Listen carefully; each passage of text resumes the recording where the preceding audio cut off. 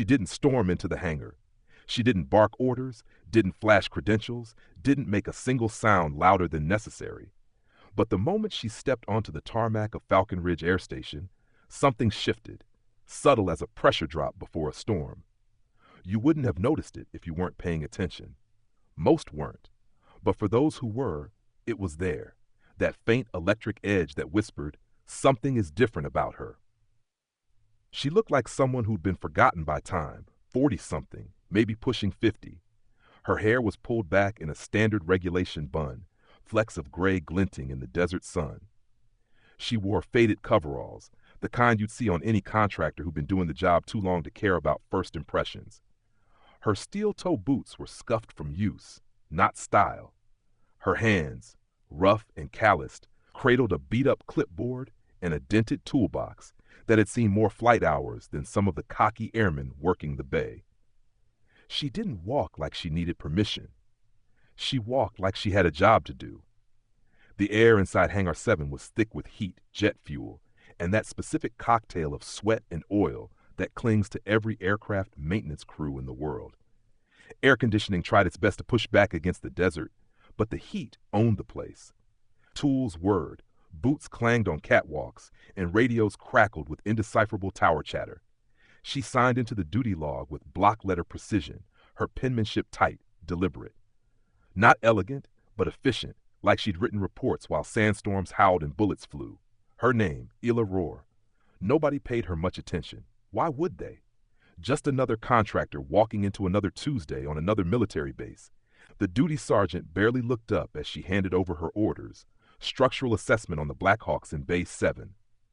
Been a while since we've had someone from your company, he mumbled, flicking through the papers.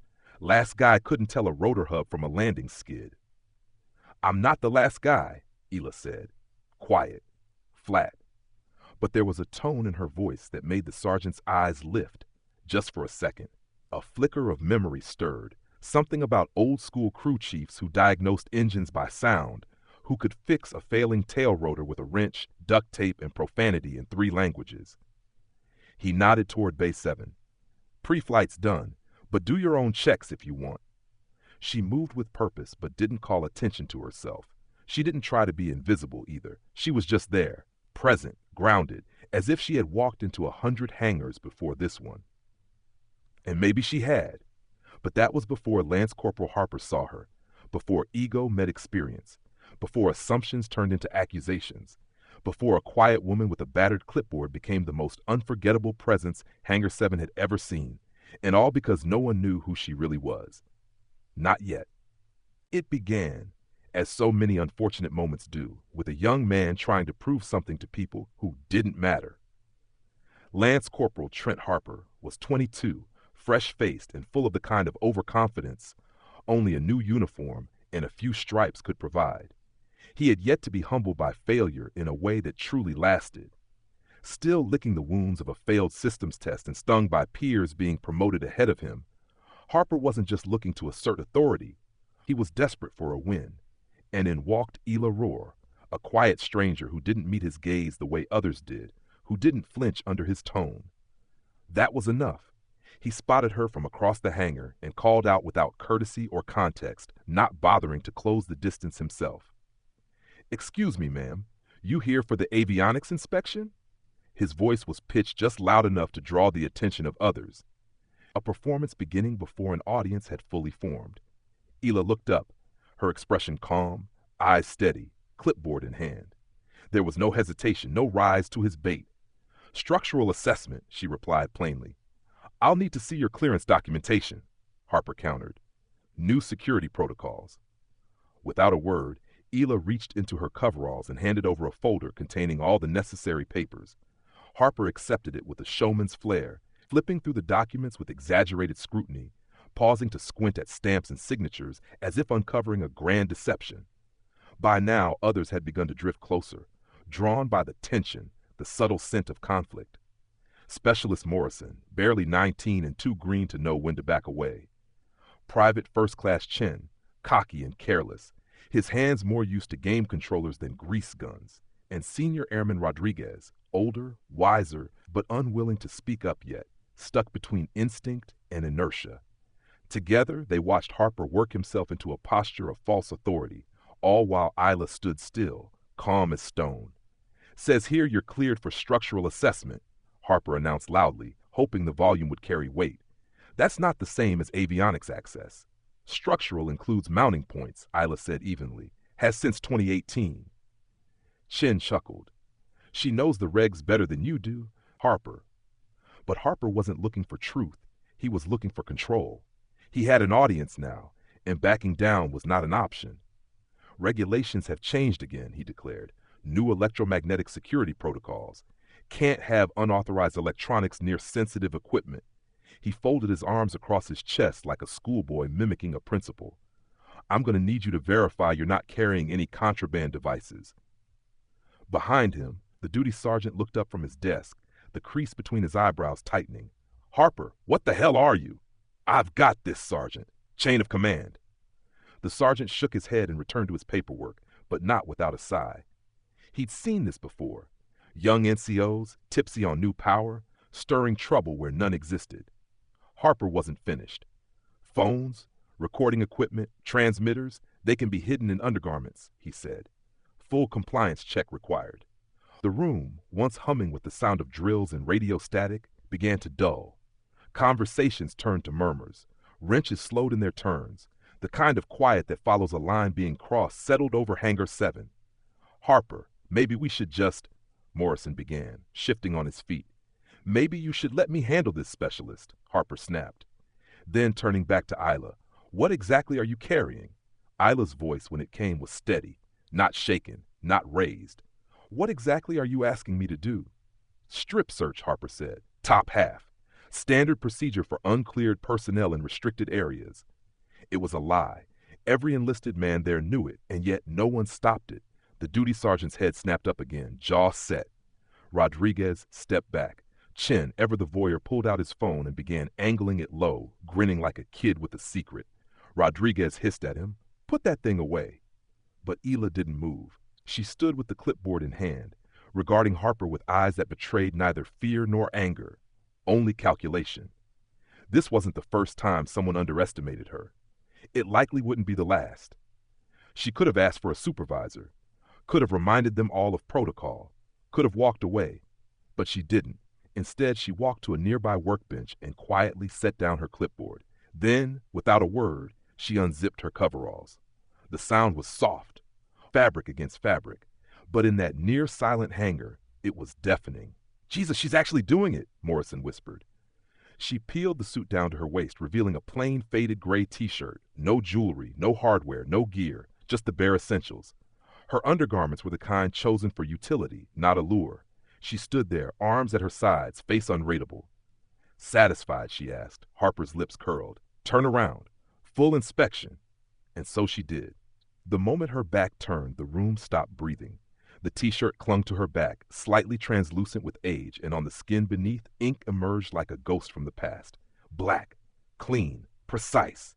A downward-pointing triangle, sharp as a scalpel. Below it, a string of characters, V3147, and below that, a bird of prey, wings wide, talons curled, perched in silent warning above her waistband. The room blinked. Morrison squinted, puzzled. Chin zoomed in on his phone. "Check out Granny's stamp." Rodriguez's face went pale. He'd seen something like this before, not in person, but in old photographs shown in whispers, then burned in fire. Unit designations that didn't officially exist, markings that weren't just tattoos, but signatures of ghosts. And at that exact moment, the hangar doors opened. Colonel Darius Finn entered with 2 senior officers flanking him, deep in conversation. The folder in his hand slipped free, hitting the concrete with a sound that rang across the floor like a warning bell. He froze. His aides followed his gaze. Their confusion shifted to dread. There, in the middle of the maintenance bay, stood a woman half undressed, exposed, not vulnerable, but marked. "Jesus Christ," Finn breathed.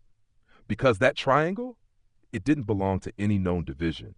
It belonged to Task Force Viper, a Black Ops unit so classified it officially didn't exist.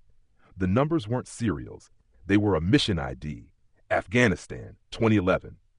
The bird of prey? A symbol known only to those who came back from operations they weren't supposed to survive. She wasn't just a contractor. She was a ghost.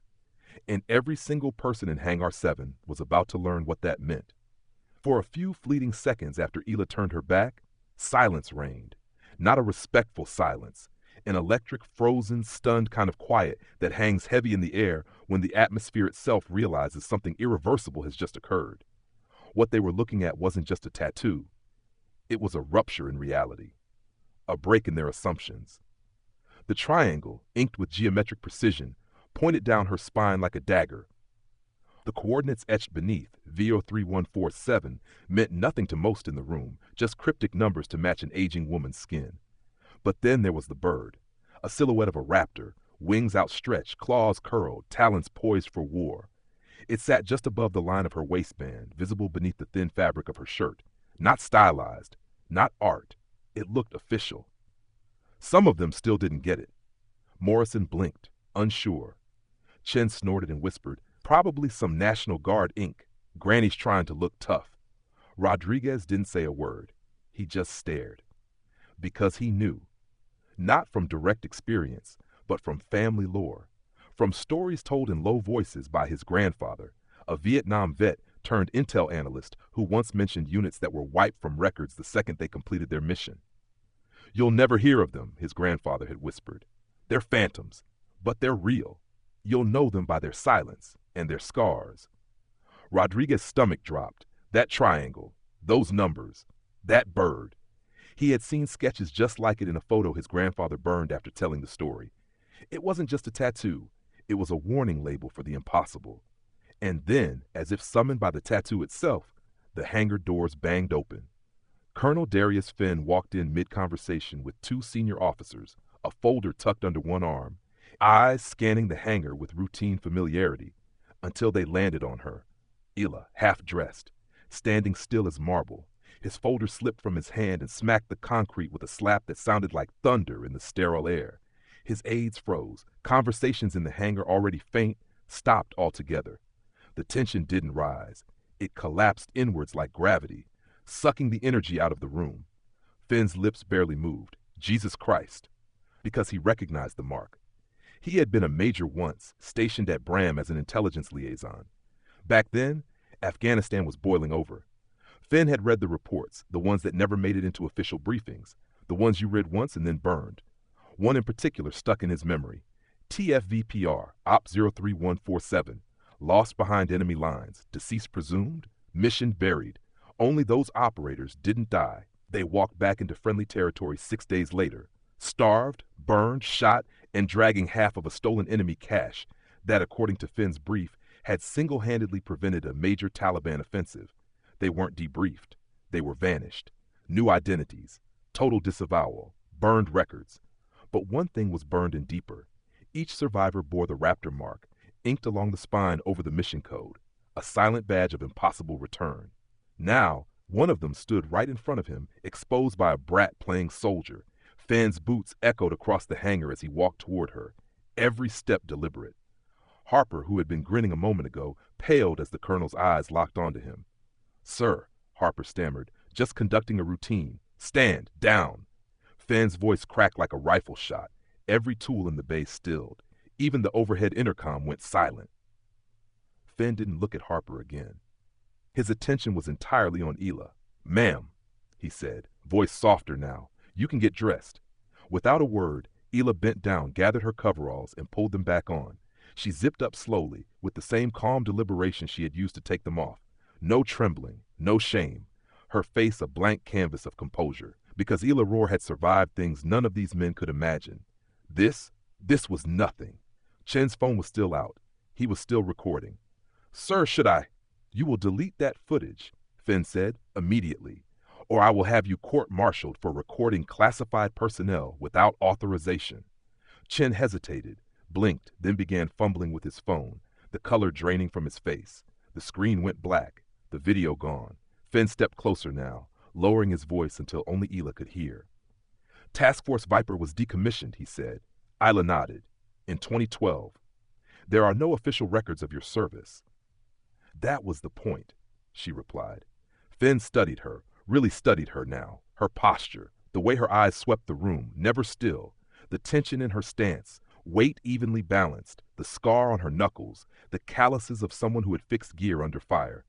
She wasn't a civilian contractor. She was a shadow in the shape of a woman. "You're not supposed to exist," he whispered. Isla tilted her head. "Neither is that modified Raptor in Bay 3, but here we are." That stopped him cold. Because the aircraft in Bay 3 was so deeply classified, even Finn wasn't supposed to know it existed. If she knew about it, really knew, then her clearance outranked his, and the entire chain of command had just failed her. He turned to the gathered mechanics. "Everyone out." Rodriguez looked stunned. "Sir, we've got scheduled maintenance." "I don't care if you've got the president scheduled for a tune-up," Finn barked. "Clear this hangar, now." No one moved fast enough. Not until Finn added, "Anyone who discusses what just happened will be on KP duty until their enlistment expires." The room emptied in under 60 seconds. Harper hovered, trying to salvage something. "Sir, I was just following protocol, new security." "Corporal Harper," Finn said, voice low now, dangerous, cold. "Report to my office at 1400 hours. Bring your supervisor. We're going to discuss what protocol actually means." Harper's face went chalk white. When the hangar finally cleared, Finn pulled out his secure phone and dialed a number that didn't exist on paper. "This is Finn at Falcon Ridge. I need immediate verification on Layla Roar, contractor credentials, priority alpha." He waited. His expression hardened with each second. "I see," he said finally. "And classification level?" "Understood. What about operational status? Hypothetically compromised?" Another pause. Then, "Copy that." He hung up. Turned to Isla. "They tell me you've got clearance I'm not allowed to ask about." "Then don't ask," she said. "What do you need to complete your inspection?" "I just need to finish my report," she replied. "Same as any other day." And that was when Colonel Finn knew, really knew, that he wasn't the one in control here. She was, and she never needed to say a word to prove it. When the hangar emptied, Colonel Finn remained standing, hands clenched behind his back, eyes fixed on the woman who had just turned the airbase upside down. She was already back at work, clipboard under one arm, eyes scanning the checklist with clinical focus. No one said anything for several long seconds. The only sound was the whir of the ventilation system and the click of Isla's boots as she walked toward the Raptor in Bay 7. Colonel Finn picked up his fallen folder and moved toward the side wall, pulling out his phone again.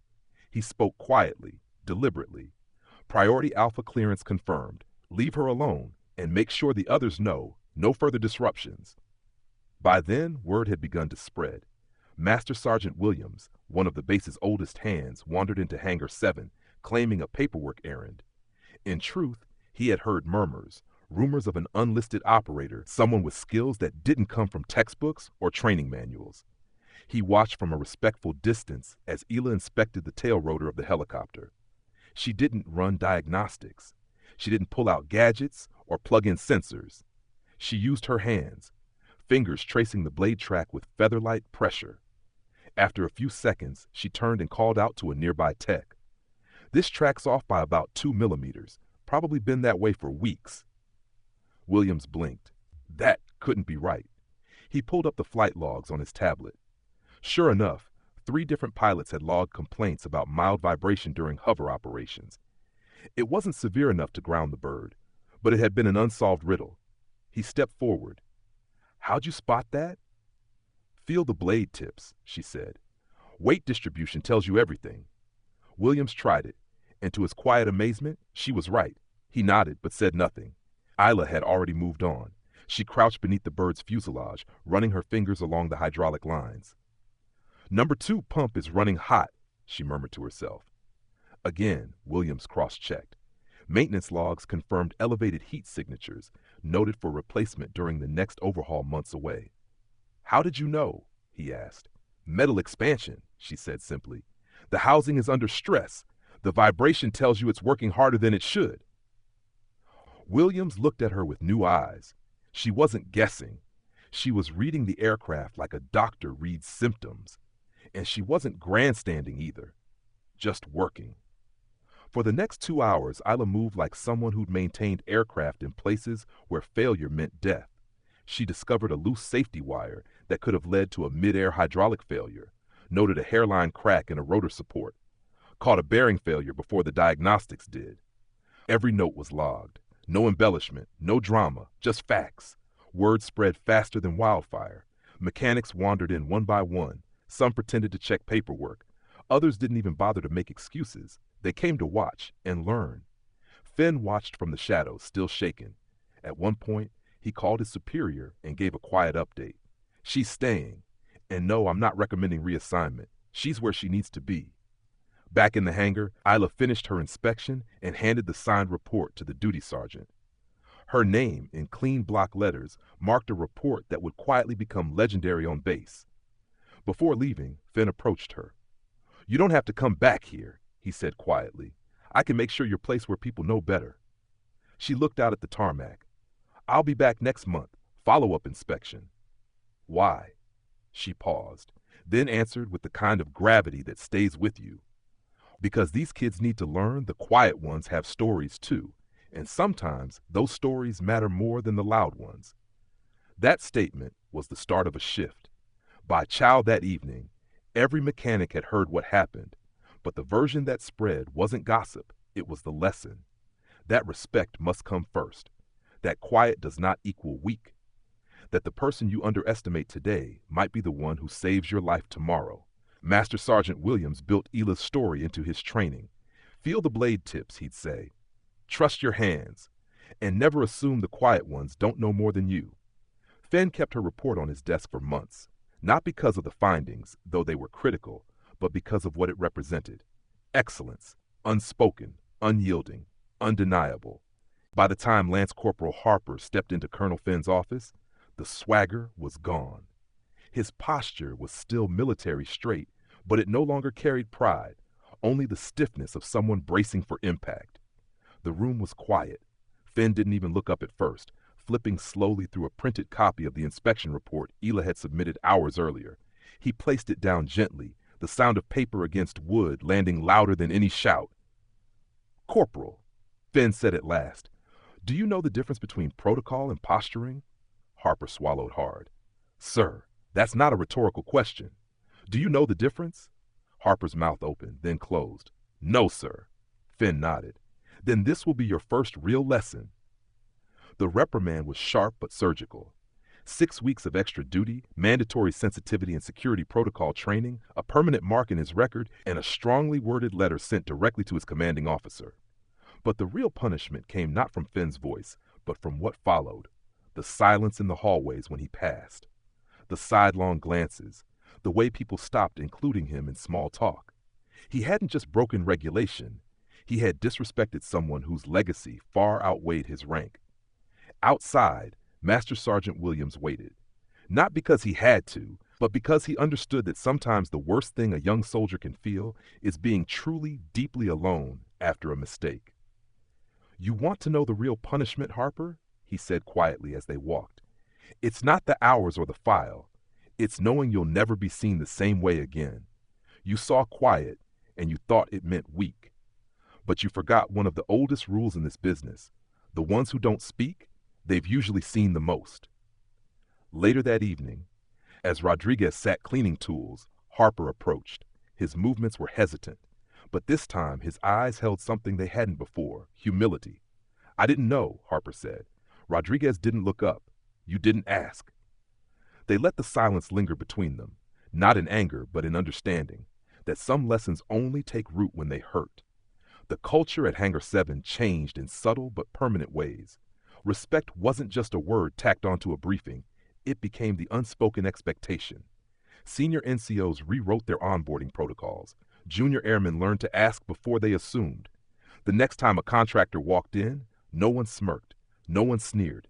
Instead, tools were handed over, questions were asked with courtesy, and every clipboard was double-checked without attitude. The story of Ela Rohr had become more than a cautionary tale. It had become gospel. Ela herself? She left without ceremony, no speech, no final statement. Just a nod to the duty sergeant, a firm handshake from Williams, and a passing glance back at the aircraft she'd quietly saved. Her boots echoed down the concrete as she walked into the sunset, her spine straight, her face unreadable. At the gate, the same sergeant who'd seen her arrive now processed her exit. He didn't ask for ID this time, just nodded. "Ma'am." "Sergeant," She passed through and disappeared beyond the checkpoint, dust rising behind her as the sun dipped low across Falcon Ridge. Inside Finn's office, the colonel watched her go. On his desk, Ela's report remained untouched since the moment she left it there. He didn't need to reread it. The words were already carved in his mind. Across base, no one spoke about the triangle tattoo again. But everyone remembered it. Everyone remembered her. And they remembered the lessons she left behind without ever having to raise her voice. Sometimes, silence holds the loudest truth.